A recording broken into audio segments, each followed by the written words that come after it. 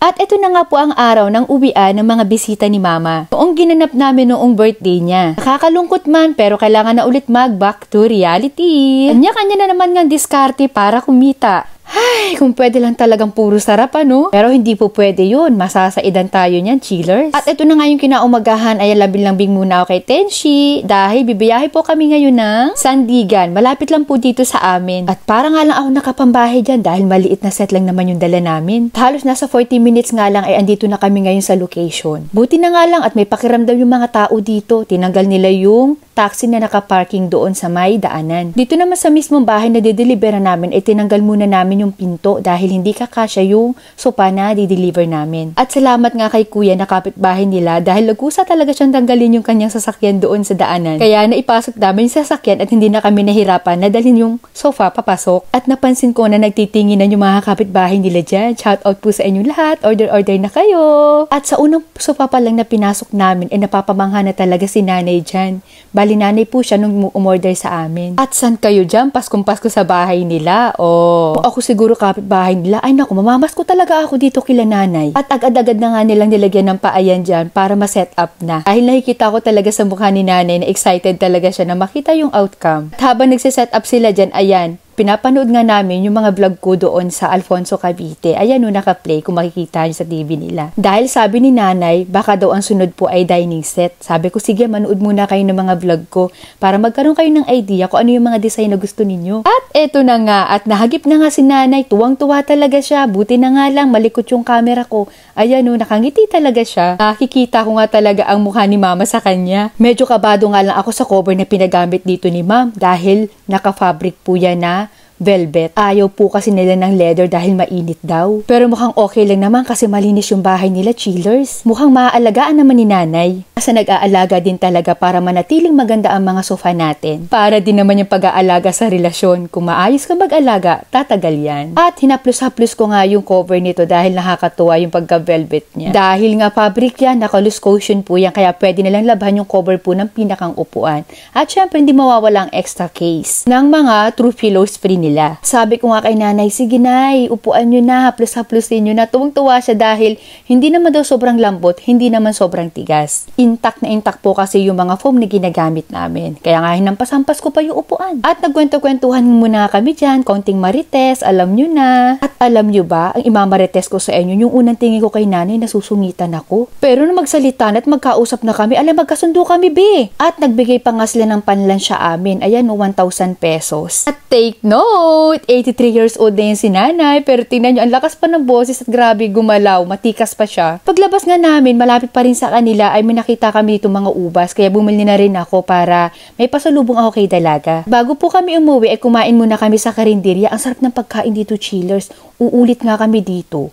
Pero pala sila habi madalas daw palang kumain dito. Gusto ko nga pong kumakain sa karinderya pero tuwing umaga lang po. Iniiwasan ko pong kumain sa hapon o lalo na sa gabi dahil yung iba po talaga may amoy na at ilang beses ko pong naranasan yon. At pag uwi nga po namin, ito naman po yung papadeliver namin through Lalamove. Hali 2 piraso lang naman po yun. At ito na nga po yung pinakang content ng vlog ko. Ito nga pala po yung aso ko na si Tenshi. Napakabait po ng alaga ko na yan, sobra. At mahal na mahal po ako niyan. Mahal na mahal ko din naman siya. At papunta nga po kami ngayon ng San Jose del Monte, Bulacan para i-deliver naman po yung pinari-apostolary sa amin ni Father. At dahil nga umuulan-ulan dyan, ay hindi muna po ako bumaba at nakipaglambingan muna ako kay Tenshi. At huwag ka na mag-aso kung hindi mo tanggap yung mga ganyang moment. Nung puno talaga ng balahibo yung damit ko dyan. At habang pinapasok nga nila yung sofa ni Father, ay parang nakakaramdam si Tenshi ng kakaiba. Ibinenta ko na po kasi si Tenshi ng 8,000 pesos kay Father. Masama man sa loob ko, kaya lang sobrang dami ko na po talagang aso at kailangan ko rin po talaga ng budget. At iba talaga yung pagdikit sa akin ni Tenshi. Alam kong nararamdaman talaga niya na siya ay ipamibigay na o ipapaampo na. At nakakainis pa nga itong panahon dahil sumasabay, umaampon-ambon, kaya lalong nakakalungkot. At hindi ko alam kung nagkataon lang pero ayan, umiiyak si Tenshi kaya nga pinunasan ko yung mata niya dyan.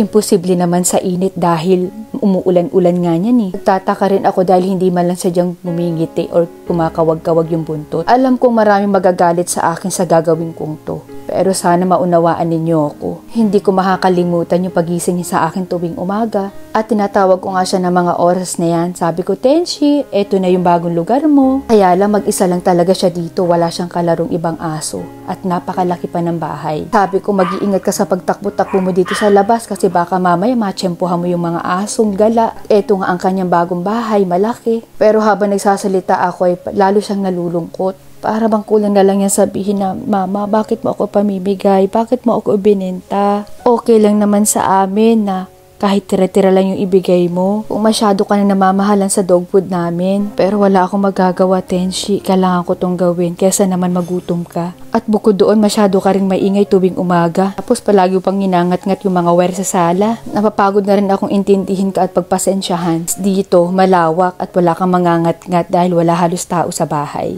At walang gamit. At halos patapos na nga sila at nilagyan na kaagad nila ng paayong sofa para ma-set up na. Pero si Tenshi ay eto, kinarga ko muna at pinasyal-posyal muna dito sa bagong lugar niya. Sabi ko, magpapakabait siya dito. Wala rin po kasi yung bumili sa kanya, nasa ibang bansa. Kaya madalas po mag-isa lang siya sa loob ng bahay. Dadalaw-dalawin lang po siya nung caretaker dito sa bahay. At grabe po yung pagkakahawak talaga niya dyan sa akin. As in, para siyang tao. As in, nakayakap siya. Parang ang gusto ko nang umatras ng mga oras na yan. Kaya lang, nasend na sa akin yung bayad. At kung naririnig nyo lang, grabe yung kaba ng dibdib niya dyan. Kung nakakapagsalita lang siguro si Tenshi, sinabi niya na sa akin na, Mama, magbago na po ako, hindi na po ako magiging maingay, wag nyo lang po talaga akong ibenta o ipaampon. Pero tulungan niya ako talaga sa diyang binitawan, kailangan niya maging matatag.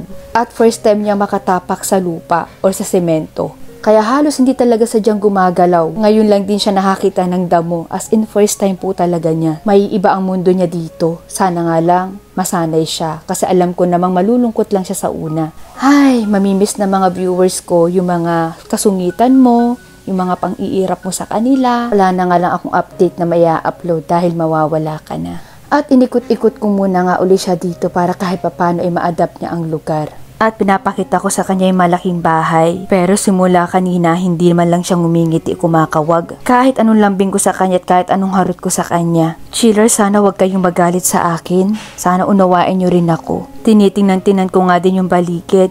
Tinitingnan ko kung safe ba talaga siya. Kaya lang sa may bandang kaliwa, may napansin ako may malalaking aso.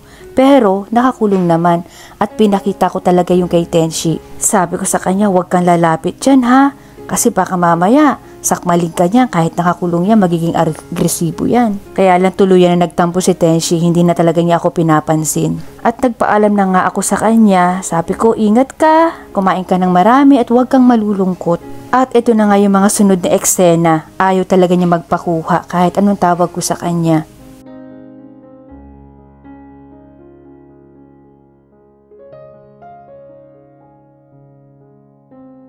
Ito na siguro ang pinakang masakit na naging desisyon ko sa mga anak ko. Kaya sobrang bilib ako sa mga taong pinaampon sa akin yung mga alaga nila. Hindi ko akalain na dadanasin ko rin pala. At umiiyak na nga ako ng mga oras na yan. Habang tinatanaw ko si Tenshi at hinahanap niya ako.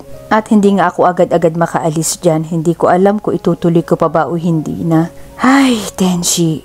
At sa tuwing lalapit ako sa sasakyan ay bigla siyang tumatago. At hindi ko nga muna siya dyan ulit kinuha dahil tapos na yung pag-set up ng bagong sofa nila father. Ayan, ang ganda ng outcome. Kung tumagal sa kanila ng 7 taon niya, mas tatagal yan ngayon, chillers. Dahil bukod po sa cover na in-upgrade namin, ay mas in-upgrade din po namin yung mga foam po niyan at mga kahoy. Kahit na umakit-akit si Tenshi dyan, walang problema dahil matibay po ang leather na ginamit namin dyan.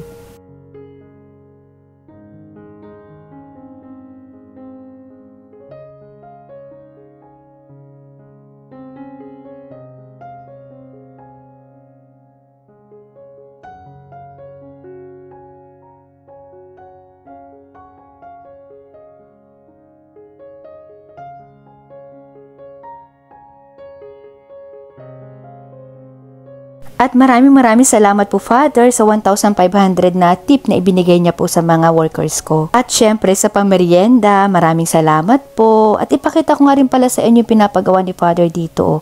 Ayan, ang ganda.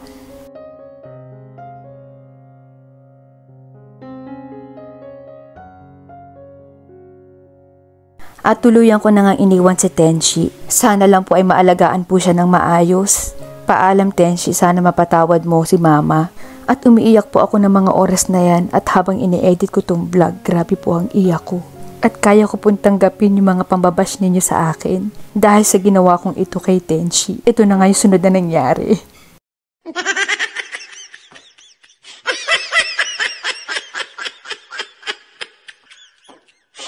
It's a prank! Naku, di mangyayari yun. Papayag ba naman si mama? Papayag ba si mama? No, no, no! Kahit magano katakaw yan, kahit gaano pa kaingay yan, kahit gaano pa kakulit yan, hindi ko ipamimigay o ipapaampun o ibebenta si Tenchi.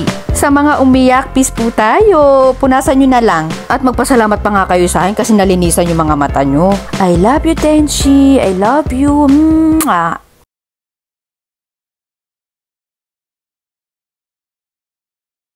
Kakalungkot man si Tenchi. Malungkot yun dun. Bakit mo? Bakit hindi ko talaga na inibibenta nyo yun? 10,000 nga ang bigay ko. Binili nila ng 8,000. Hindi nga ako makapaniwala na kamahal-mahal mo yung aso nyo. Bakit binenta nyo? Kailangan ko ng pera. Gipit ako eh. Hindi ko talaga. Papasahod ako ngayon. Wala binenta mo yung aso. Ako din. Hindi rin ako naniniwala. Hindi ako balumbag. Hindi, tingnan ninyo sa taas kung andun pa. Naisip mo bakit inano mo? Marami na akong aso, nanganak pa si Lucy. Ibebenta ko rin yun. Para malinis sa Gawa taas. ako maigi kay Tenchi kanina. Ano ginawa? Ayaw niya. Tsaka malapit lang naman siya kung gusto mong dalawin, pwede naman. Laki ng bahay eh. Kung magkasakit yung... Yun lang, pag nalungkot. Eh, ayaw bumaba, nakaganyan pa. Ano sabi ni Ashley? Buti nagpahalik si Ashley. Oo, ano siya magagawa eh. Ano naman daw yung bahay, malaki, okay lang. Di ba mga galit na galit sa akin? Kaya di namin dami ng naging aso mo. Yun lang ang parang bet ko na nabili. Oh, safe naman siya dun eh. Hindi nga, bukod tanging yung aso na aso ang nagustuhan ko. Kung bakit yung pangbinenta nyo. Sa prank! Ang ina ka. Visit ka talaga. Si mama, ilinin natin. Sabi ko na nga ba eh. Sabi ko posible ibenta yun eh. Paano na ipibenta? Gabi-gabi ng katabi. Ano yan? Nakauwi si Tenchi kanina ay. Pero ang laki ng bahay niya.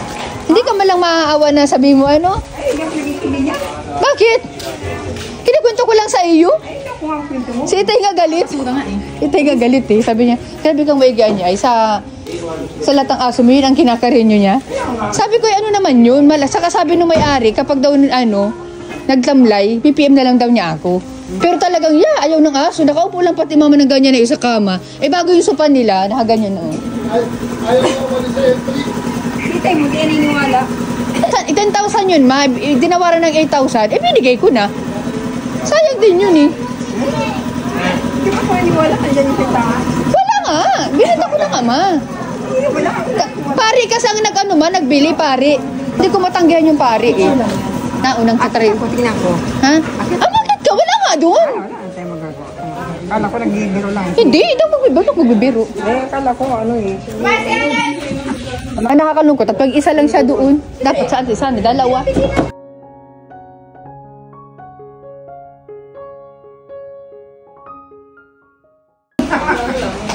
Ma! Ano, ay, tulak ako. Ayak yan! Kala ko bininta! Hindi ko bibinta yun, tangina. May himon niya! Bininta? Now! Bibira yung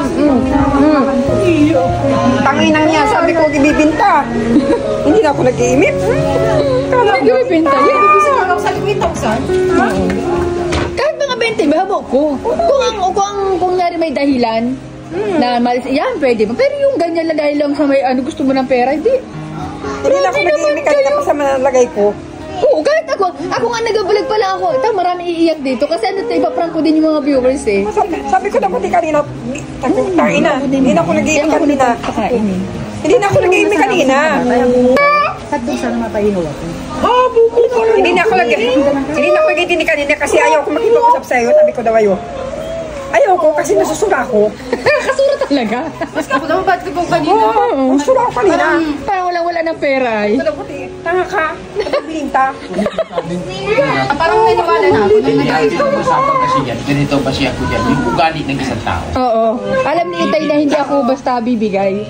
Yung ugali ng isang tao. Bibinta mo ng Ay, hindi kasi Hindi ba siya doon? hindi rin yun. Kasi alam ko may ugali din kasi minsan nabiglang desisyon din eh. Kasi sabi ko baka nga talaga binenta na. Kasi pumikipit. Oo, kasi alam kong may ganun ka din ugali. Kaya nagdadalawang ano din. Salita pati ako na sabi ko, sana si Lucy na lang bininta mo. At yun ang sakit pagkakamrot sa gabi ko. Sakit pag si Lucy, grabe ko man. Yung tuloy na, nadamay tuloy si Lucy. Bagyo ko na pati yung balahibo niya dito. Yung sabi mo binenta mo, yung ganto niya, sabi ko, kawawa. Hindi na ako nag-iimik. May iyak ang may Patol pag kay Lucy. pinanood. Ayaw ko magpatol kay Itira kanina kasi parang ako yung nasama. Kaya ayaw kong pumatol talaga. Mabibibenta mo yan. Na, hindi ko nga yan. Hindi kaya sabi, akala mo inisip ko dito. May masamang ugali. May ugali din, oh. Di ba? Ganun iniisip ko, sabi ko, may masamang ugali din pa dito. Matapos malambing-labingin. Ganun din ako nagsasalita. Oo, kahit kami kanina. Sabi ko, matapos mong i-post po sa mga tao na mahal-mahal mo, bigla mong ibebenta. Pero pinamili si ano yung wala nang maisain. Oo nga, nakakabibig, sabi ko. Sabi ko, wala. Hindi mo na sinasabi.